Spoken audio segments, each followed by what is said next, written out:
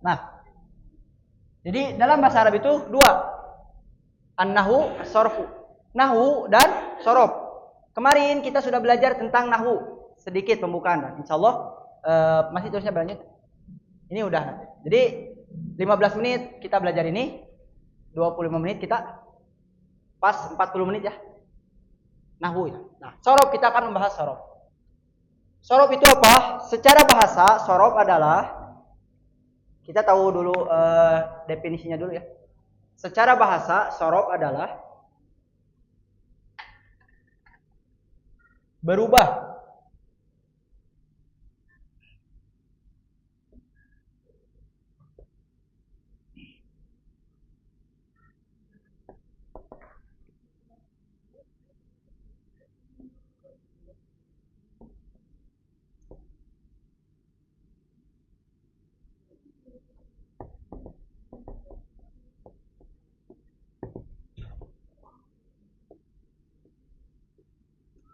Nah, sorrofa yusorrifu tasrifan. Artinya tuh berubah secara bahasa. Secara istilah,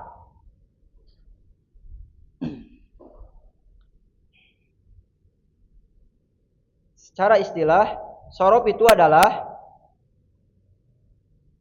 ilmu yang mempelajari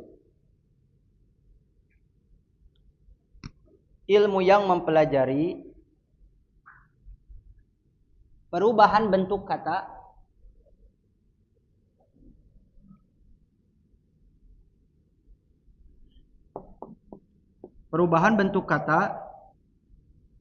dari satu bentuk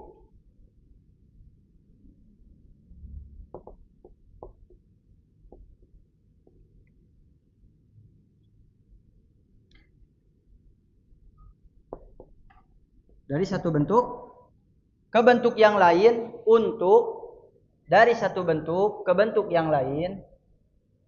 untuk menghasilkan makna yang berbeda.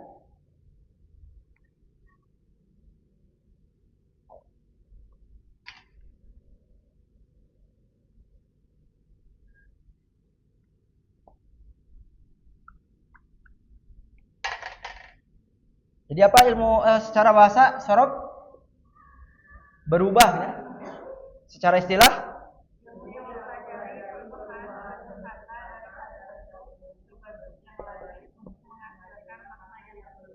untuk menghasilkan makna yang berbeda. Maksudnya apa? Jadi dalam ilmu sorof itu kita akan mengetahui bentuk. Jadi satu bentuk kalimat berubah menjadi, jadi dalam bahasa Arab itu contohnya gini.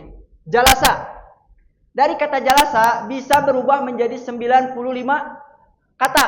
Dan itu memiliki arti yang berbeda. Dan itu harus, kalau kita ingin menguasai harus hafal tersebut itu. Jadi dari kata ini jalasa ini, maka berubah menjadi 96 kata. Dan itu memiliki makna yang berbeda. Contohnya, bentar dulu ya.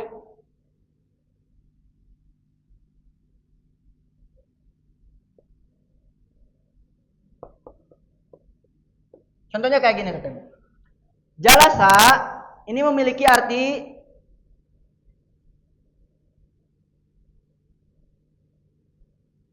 dia telah duduk. Yajlisu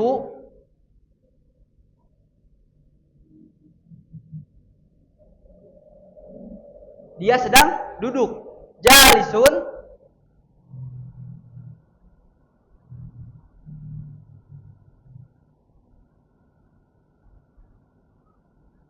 orang yang duduk. Majlisun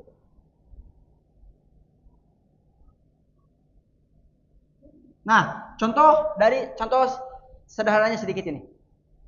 Nah, dari jalasa ini contohnya nih, jalasa, dia telah duduk. Kemudian dari jalasa ini bisa berubah menjadi yajlisu, dia sedang duduk. Dari yajlisu ini berubah menjadi jalisun, orang yang duduk. Kemudian majlisun. Tahu kan majlis? Majlis itu bermakna tempat duduk. Jadi majlis itu dari kata jalasa, duduk. Majlisun itu. Jadi diambil. Nah, dari sorof ini kan dalam bahasa Sunda itu atau dalam bahasa Indonesia banyak kata-kata yang serapan dari bahasa Arab. Contohnya tadi majelis. Majelis itu tempat, ini kan majelis, tempat duduk. Asal kata dari kata ini yaitu jalisun, jalasa. Oleh karena itu, apa sih? Kenapa kita harus belajar sorof? Jadi kalau misalkan kita buka kamus, kita mencari ini tidak akan ketemu di dalam kamus. Kenapa? Karena harus cari tahu dulu akar katanya apa.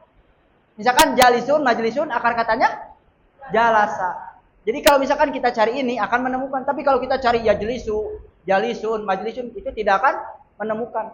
Jadi harus cari dulu kata asal. Dan kata asalnya itu jalasa. Nah, dalam sorof itu kita mempelajari hal ini. Jadi perubahan kata untuk menentukan makna yang berbeda. Nah itu. Sekarang kita masuk ke apa sih fungsi atau manfaat dari ilmu sorof? Ada 3 ya. Manfaat atau fungsi kita mempelajari sorof. Manfaat kita mempelajari ilmu sorof.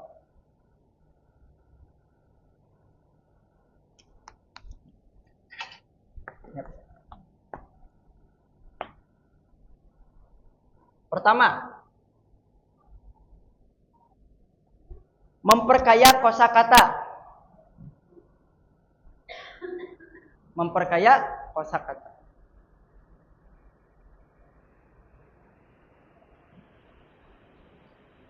Maksudnya apa memperkaya kosakata?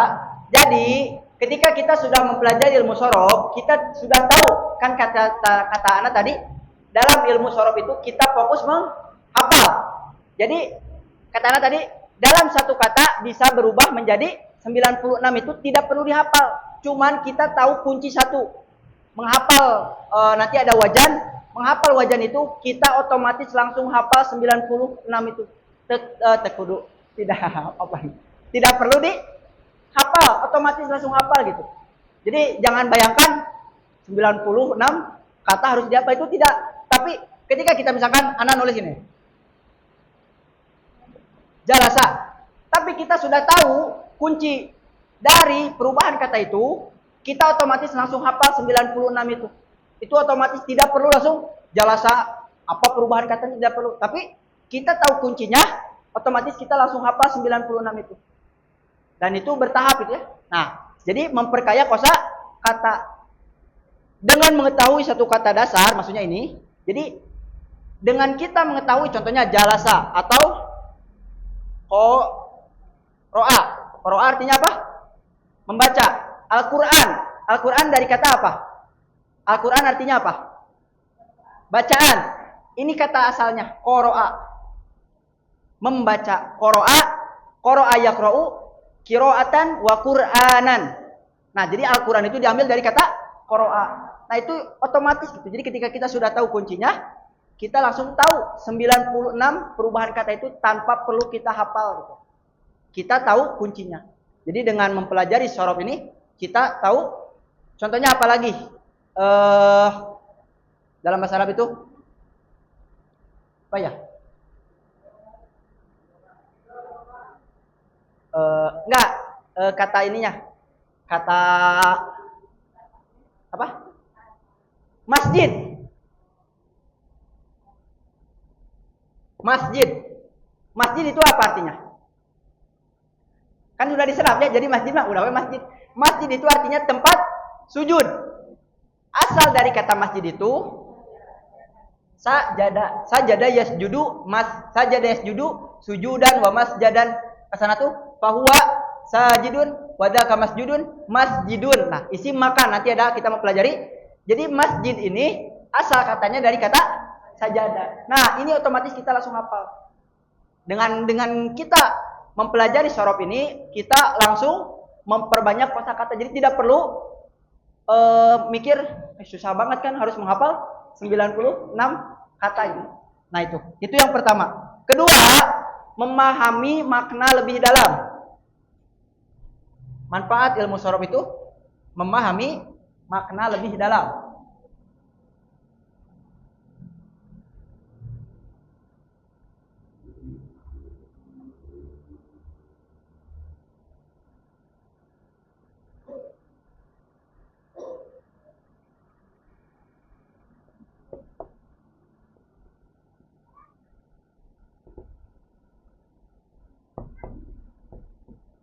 Maksudnya apa?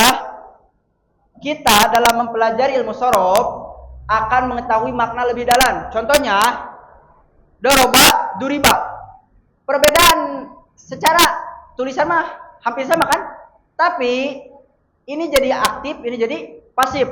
Doroba artinya memukul, duriba artinya dipukul. Nah itu hal ini dipelajari dari ilmu sorof. Sehingga apa? Perubahan bentuk kata, maksudnya perubahan harokat ini, perubahan bentuk kata dari doroba jadi duriba, merubah makna yang spesifik. Misalnya dari kata memukul menjadi dipukul. Dan hal ini juga contohnya gini.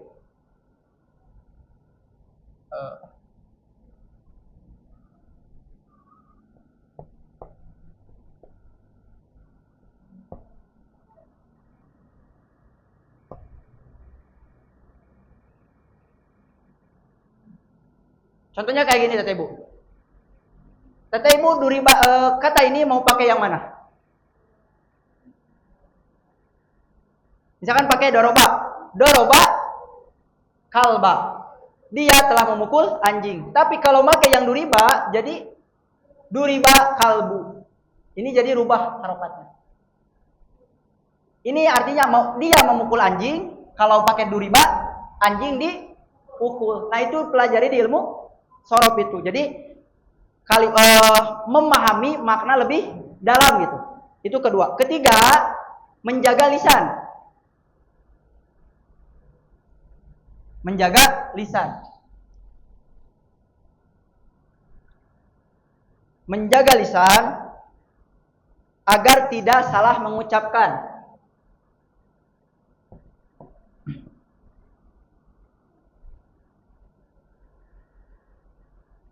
Agar tidak salah mengucapkan. Dan ini bisa merubah arti secara total. Contohnya apa? Ini tadi kayak tadi ini. Kalau misalkan ini contoh ya, hanya contoh gitu. Khalaqallah.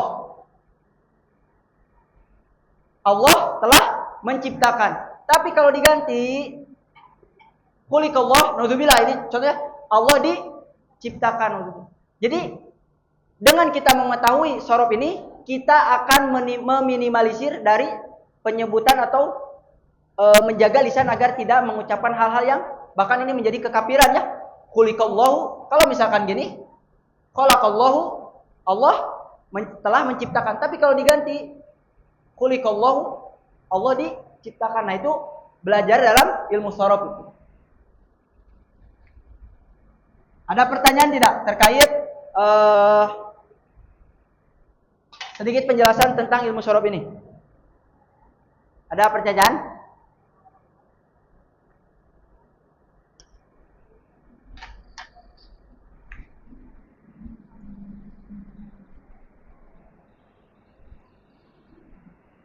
Nah, kalau tidak ada, pertama kita akan masuk ya ke ilmu sorof sekarang. Pertama yang kali kita akan pelajari, kita akan mempelajari, menghafal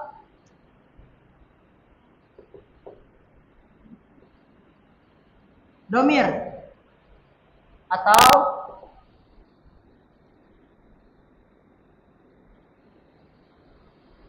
kata ganti. Domir atau kata ganti. Mungkin sebagian udah ada yang udah tidak asing ya.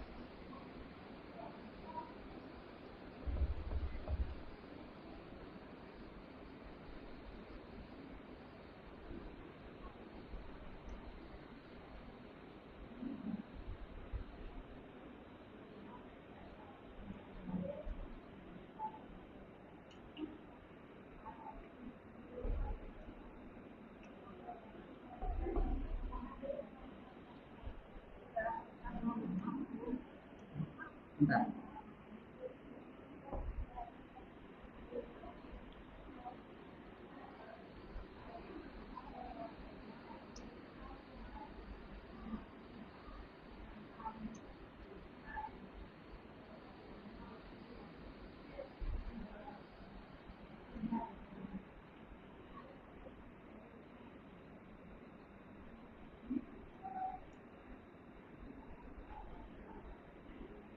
Nah, kebaca nggak? Nah ini domir.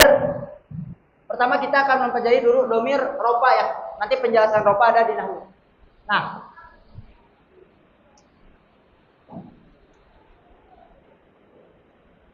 jadi yang pertama kali Tete Ibu hafal sekarang adalah ini. Kebaca nggak? Siap? Siap. Anak satu kali, Tete Ibu satu kali ya. Huwa humahum. Hiya humahunna. Anta antuma antum. Anti antuma antunna. Ana nahnu. Huwa humahum. Hiya humahunna. Anta antuma antum. Anti antuma antunna. Ana nahnu. Nah, coba sekarang bareng semuanya. Huwa humahum. Semuanya bareng. Ya, 1, 2, 3.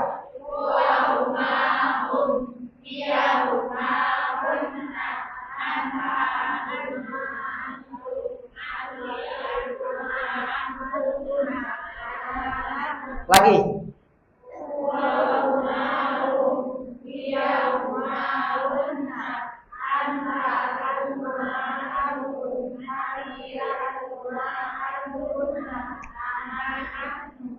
Terus.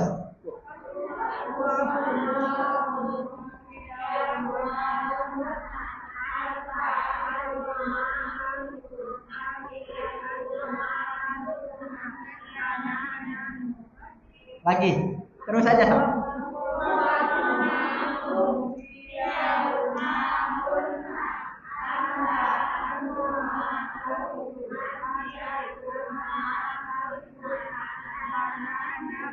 Terus.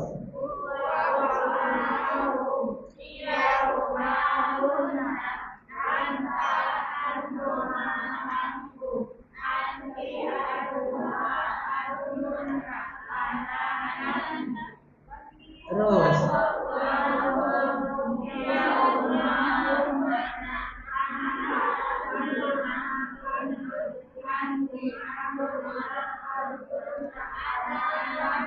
Ada yang mau coba nggak sendiri? Mangga.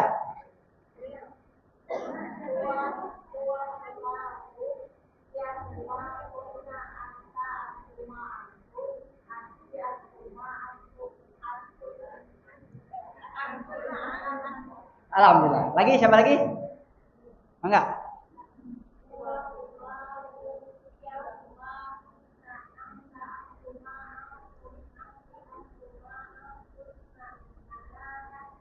Alhamdulillah. Nah, untuk tambih ya, untuk kita baca ini tidak perlu pakai tajwid ya. Jadi nggak angta nggak perlu ya, anta aja nggak perlu pakai tajwid. Tajwid itu hanya diatur. Nah, Tete Ibu, ini wajib dihafal ya. Wajib dihafal. Untuk artinya nanti kita berjalan ya. Ini dinamakan domir rofa yang terpisah. Domirul raf'i munfasil. Domir rofa yang terpisah. Nanti untuk rofa ada penjelasannya ya. Sekarang tulis aja nih. Domir rofa munfasil. Domir rofa yang terpisah. Dan ini wajib dihafal ya. Harus semuanya hafal.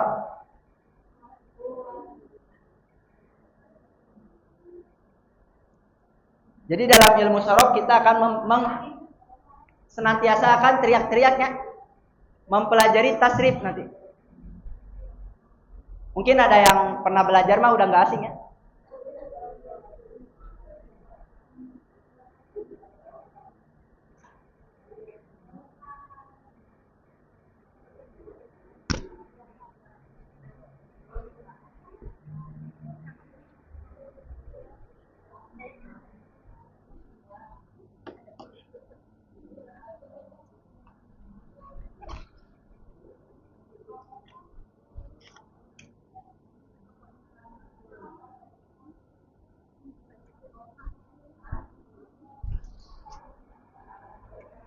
Udah ini selesai?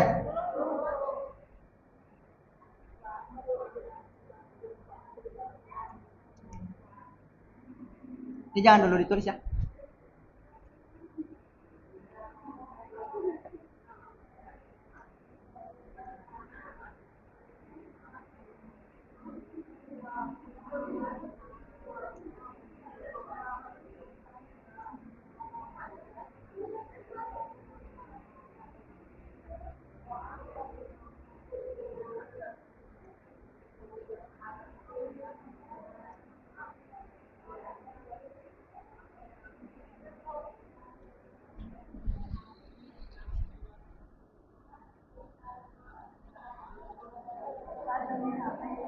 Mana?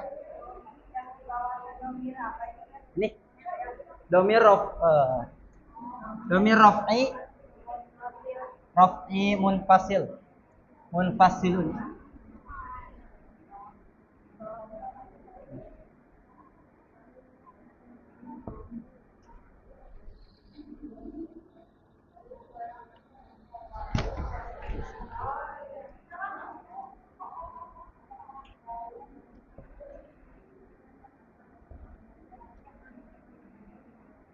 Ini yang di bawah jangan ditulis ya.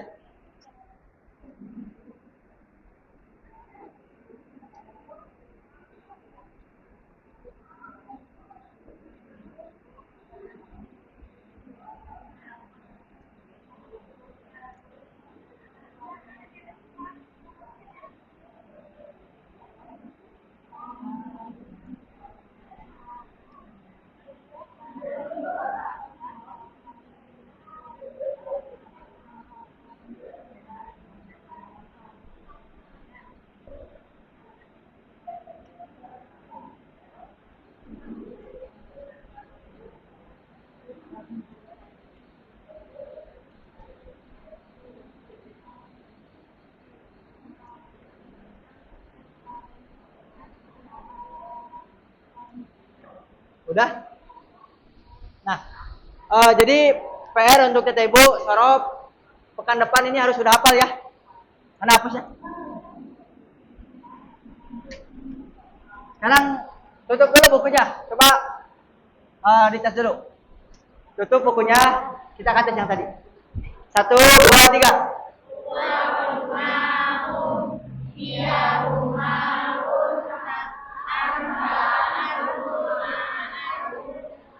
Anti.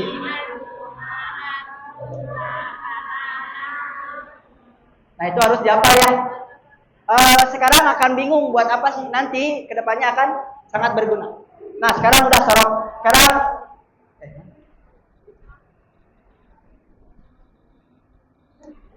Sekarang kita ke Nahu ya. Kita ke Nahu ada 20 menit ya. Tante Ibu, kemarin kita di Nahu sudah mempelajari ciri isim, ciri huruf, dan ciri fiil. Ketiga ciri itu kita akan pelajari di sini sekarang. Coba dalam kitabnya dibuka halaman setelahnya. Babul i'rab ada nggak? Halaman buka setelah kemarin yang kemarin. Halaman 6 kalau di sini. Di itu ada nggak? Nah, itu sebelah lagi. Satu lagi, Bu. Nah, di situ. Ada? Babul i'rab. Mana? Ada? Babul i'rab. Nah, ini harokatnya ya. I'rab itu ini definisi i'rab. Al-i'rabu huwa tagyiru awakhiril kalami li ikhtilafil awamil dakhilati 'alaiha lafdhan aw taqdiran. Apa maksudnya? I'rab, coba tulis. I'rab adalah sekarang kita akan mempelajari i'rab ya. Pada dengar kata i'rab?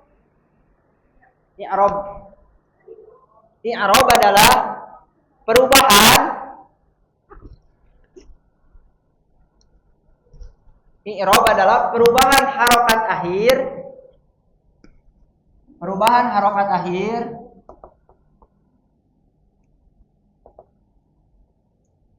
suatu kalimat. Ingat, kalimat itu kata ya.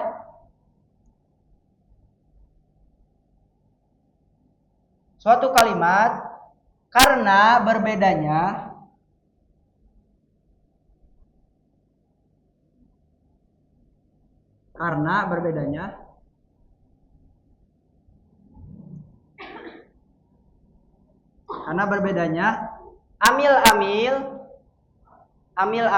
amil itu faktor. Karena berbedanya faktor-faktor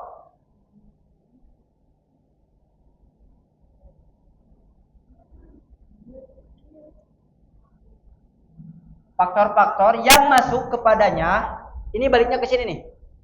Yang masuk kepada kalimat tersebut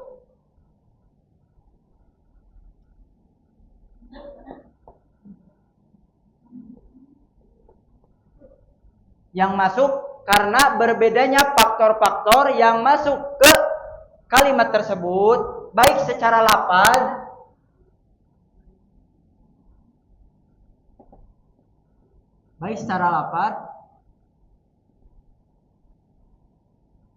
ataupun takdir.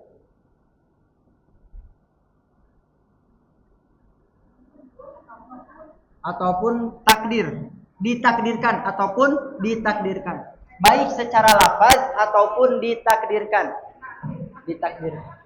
Ditakdirkan. Karena cada gitu.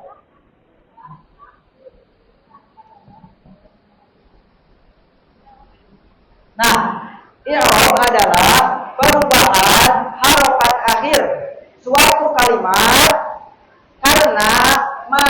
karena berbedanya amil-amil atau faktor-faktor yang masuk kepada kalimat tersebut, baik secara lafaz ataupun ditakdirkan secara takdir. T-K-D-I-R, takdir. Nah, maksudnya apa? Nah, tunggu. Jadi dalam i'rab itu kedengaran? Dalam i'rab itu kita mempelajari perubahan harokat akhir. Ingat, harokat akhir suatu kalimat. Seperti yang anak dulu katakan ya. Nah, baik secara lafaz ataupun secara takdir. Kita akan masuk dulu secara lafaz. Ini Ja'a Zaidun. Ini kita fokus ke harokat akhirnya. Ja'a Zaidun. Telah datang si Zaid. Ra'aitu Zaidan. Aku melihat Zaid. Lihat harokat akhirnya. Marartu bi Zaidin. Aku melewat kepada si Zaid. Lihat. Di sini berubah harokatnya. Ini domah. Ini fathah. Ini kasroh. Nah, itu i'rab itu. Berubah harokat akhir dari satu kalimat.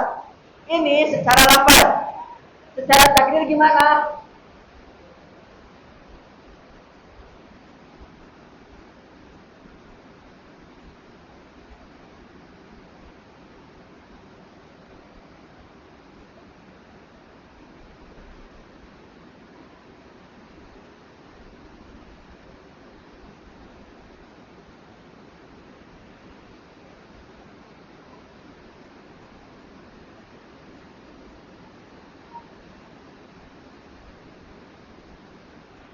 Ini secara lafaz, ini secara takdir. Ja'a Musa. Ra'aitu Musa. Marartu bi Musa. Lihat di sini. Zaidun, Zaidan, Zaidin. Sedangkan di sini tetap Ja'a Musa. Ra'aitu Musa. Marartu bi Musa. Sama kan? Nah, ini secara lafaz, berubahnya itu secara lafaz, benar-benar berubah harokatnya.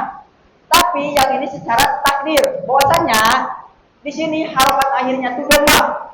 Tapi karena susahnya orang Arab membaca musiu gitu susah, akhirnya diganti jadi fathah semua. Ja'a Musa, ra'aitu Musa, maratu Musa. Yang seharusnya ini doma, ini fathah, ini kasroh. Tapi karena susahnya orang Arab dalam berbicara, sehingga difathahkan semua. Sehingga jadi apa? Secara ditakdirkan. Berbeda dengan ini. Ini harokatnya doma. Ini harokatnya fathah. Dan ini harokatnya kasroh. Dan setiap berubah harokat dalam bahasa Arab itu mempengaruhi i'rabnya. Apa maksudnya? Mempengaruhi kedudukannya. Ingat kemarin ada jumlah ismiyah dan jumlah fi'liyah. Ini jumlah apa? Datang fi'liyah.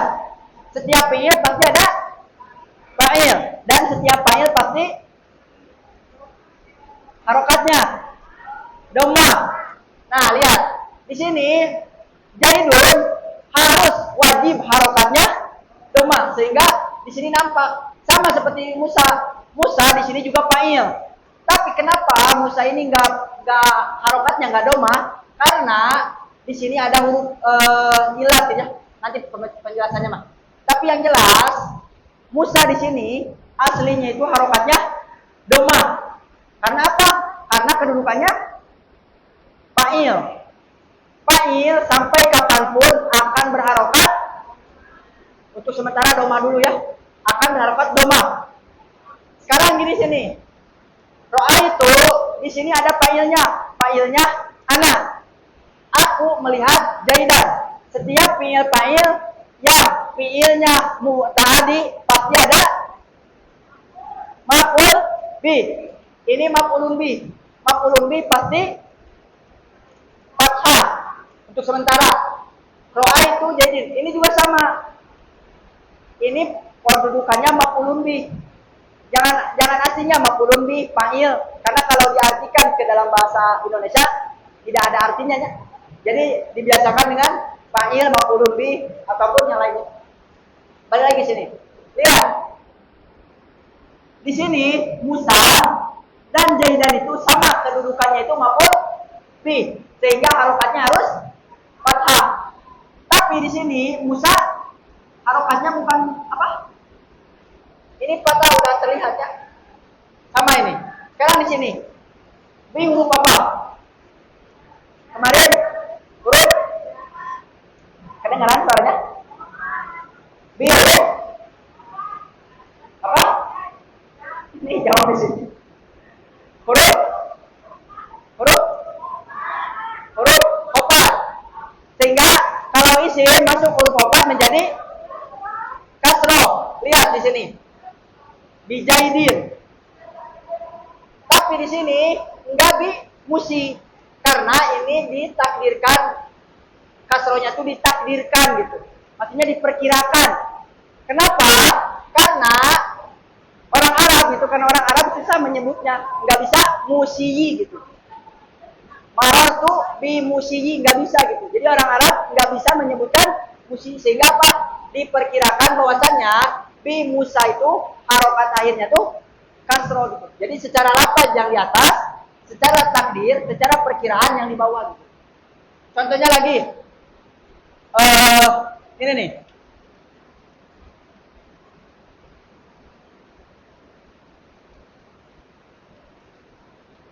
Dalam surat As-Saff ada wa qala Musa. Qala fi'il atau isim? Qala fi'il, artinya berkata. Siapa yang berkata? Musa. Musa posisinya jadi apa? Fa'il. Tapi kenapa harokatnya fathah? Karena orang Arab dari orang Arabnya gitu. Sehingga apa? Di sini diperkirakan bahwasannya Musa itu aslinya gini.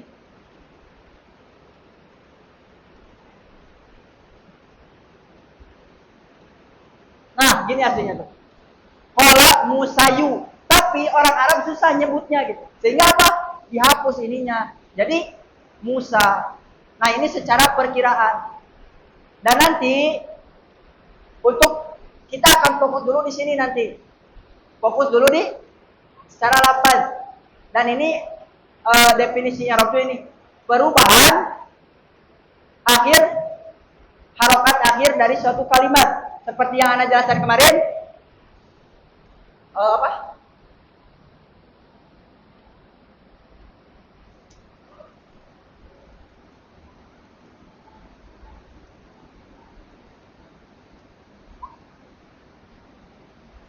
Seperti gini, Bapak Ibu.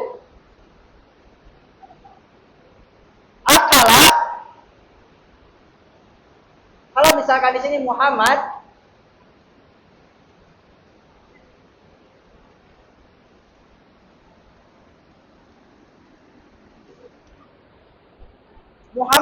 akala Muhammadu lahma wa aliyah, artinya apa? Muhammad telah memakan daging Ali. Kalau misalkan harokat akhirnya fathah. Tapi kalau misalkan di sini dirubah harokatnya jadi domah, maka akala Muhammadul lahma wa aliyu. Ali dan Muhammad sedang makan daging. Kalau misalkan diganti di sini jadi harokat fathah, di sini jadi harokat domah, akala Muhammadul lahmu wa aliyah. Daging Muhammad sedang memakan Ali. Nah, ini maksudnya dari i'rabinu. Jadi setiap rubahnya harokat akhir dari bahasa Arab mempengaruhi makna. Maksudnya mempengaruhi kedudukannya.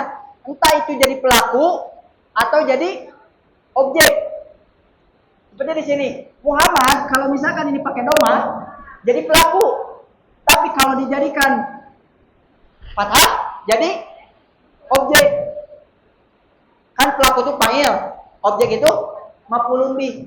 Nah, kita mempelajari akhir harokat ini di i'rab ini. Jadi i'rab itu berubahnya harokat akhir dari satu kalimat bahasa Arab karena masuknya faktor-faktor yang berbeda kepadanya gitu. Nah, ini contohnya tuh. Dapat dipahami tidak? Atau pusing? Insyaallah ini permulaannya. Nanti insyaallah ada penjelasannya lebih rinci di bawahnya ada nanti. Ini hanya definisinya saja. Tapi udah ditulis definisinya.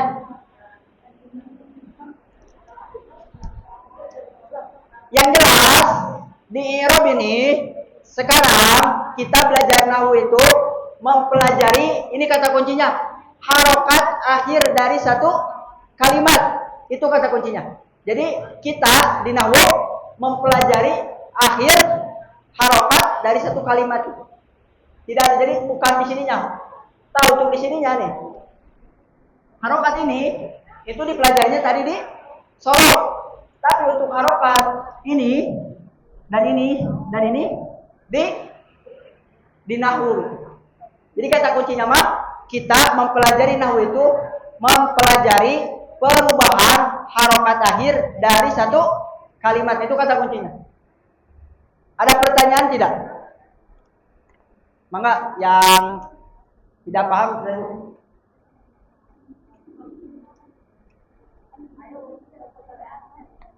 Ada pertanyaan? Atau bingung mau nanya apa?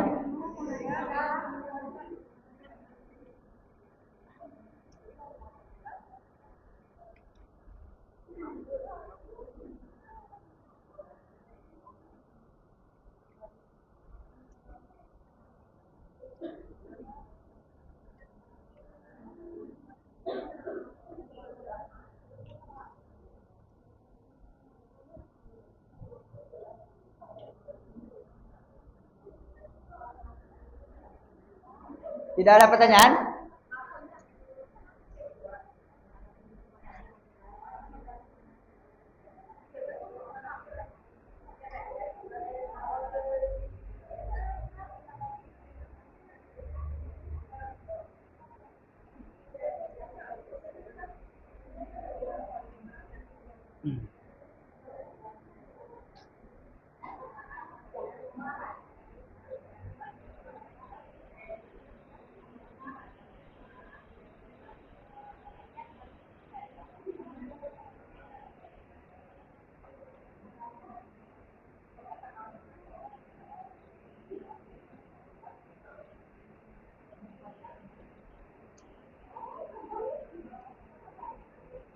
Tapi untuk apa? Definisi i'rab masih belum paham atau gimana? Untuk definisi i'rab. Dapat dipahami tidak untuk definisi i'rab? Yang jelas kalau Tete Ibu ada gambarannya. Jadi nanti penjelasan untuk i'rab ini di apa namanya? Di pembahasan selanjutnya ya. Kita akan mempelajari i'rab ini nanti di pekan depan insyaallah. Kalau tidak ada pertanyaan, semoga sekarang belum paham ya. Nanti pulang ke rumah baru paham insyaallah. Karena apa namanya? Ya mungkin sama Allah gitu belum diberi pemahaman ya. Tapi yang jelas Ibu, kalau misalkan kita masih terus pusingnya mempelajari bahasa Arab, jangan sampai nyerah gitu ya. Karena bisa jadi kita paham bahasa Arab itu setelah apa? Setelah belajar itu. Karena pengalaman anak kan 1 tahun di pesantren belajar bahasa Arab. Kemudian dalam buku anak itu ditulis sama Ustadz, anak baru bisa baca itu ketika keluar pesantren. Anak baru paham yang ditulis Ustadz, serius ya. Yang anak paham yang ditulis Ustadz di buku anak tuh ketika anak keluar pesantren dan anak buka buku itu, pas lihat tulisannya anak baru paham dan anak baru ngerti maksud Ustadz nulis di situ. Selama 2 tahun anak belajar bahasa Arab baru paham itu pas keluar pesantren gitu. Bahkan ya Anas 6 bulan pas di pesantren karena pusingnya belajar bahasa Arab sampai beberapa kali kaburnya. Karena dan bahkan kan ada ahwat ya. Anak dulu tuh programnya tuh tadi berdoa kan pelatihan dai. Seluruhnya tuh ada 10 ahwat, 8 ikhwan. 6 ikhwan. 4 orang ahwat keluar. Gara-gara baru juga 1 hari disuruh baca kitab ini. 1 hari mereka pada nangis langsung keluar 4 orang. Sisa 6 orang. Yang ikhwan dari 6 orang sisa 5 orang karena keluar. Nah itu ujiannya. Jadi kalau misalkan Tete Ibu sekarang masih pusing, bisa kemungkinan 1 tahun ke depan atau 2 tahun ke depan baru paham. Jadi jangan sampai ketika kita pusing dan penyakit orang yang belajar bahasa Arab itu apa? Gampang menyerah. Dan ini serius. Dari 79 orang dulu seumuran 30 ke atas ya. Ada kan pesantren Ahad umurannya tuh 30 ke atas. Dari 79 orang yang tersisa berapa? 4 orang. Serius ini mah. Dan yang tersisa itu ya emang orang situ gitu ya. Kan di daerah Pacet ada pesantren Ahad yang dimana setiap hari Ahad itu pesantrennya tuh dari jam 8 sampai jam 5. Dari jam 8 pagi sampai jam 5 sore.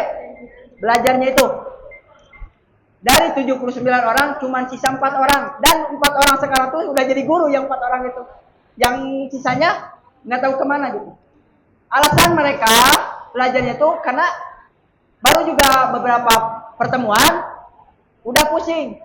Kemudian tidak hadir dan ketinggalan pelajaran sehingga apa? Mau ngejar lagi susah gitu. Dan ini pengalaman. Jadi hanya untuk memotivasi gitu ya. Kalau sekarang masih pusing, bisa jadi nanti pulang ke rumah, oh ini gitu. Bismillah ya. Jadi jangan menyerah gitu ya. Dan ini pengalaman anak gitu. Anak baru paham bahasa Arab itu 2 tahun setelah belajar gitu ya. Meskipun nggak terlalu paham gitu. Dan yang paling mengejutkannya itu apa? Anak bisa baca yang ditulis oleh Ustadz Anak, bahkan cuman satu baris. Cuman satu baris bacanya itu apa? Quri'a Taufik Karim Ilai Matan Manzumah Baikunyah. telah dibacakan matan baik kunyah dari Taufik yang mulia kepada saya, artinya tuh. Itu ana baru paham 2 tahun setelahnya. Ana pas baca, kenapa pas dikasih nggak tahu gitu. Makanya itu namanya itu ijazahnya. Ana kaget banget ya.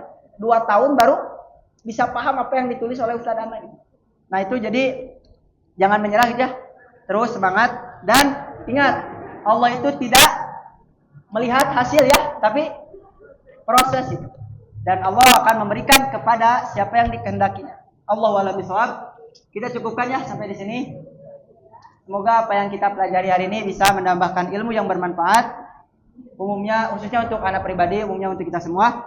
Mohon maaf apabila ada salah kata. Wassallallahu ala nabiyina Muhammadin wa ala alihi washabihi wasallam. Subhanakallahumma rabbana wa bihamdika asyhadu an la ilaha illa anta astaghfiruka wa atubu ilaik. Assalamualaikum warahmatullahi wabarakatuh.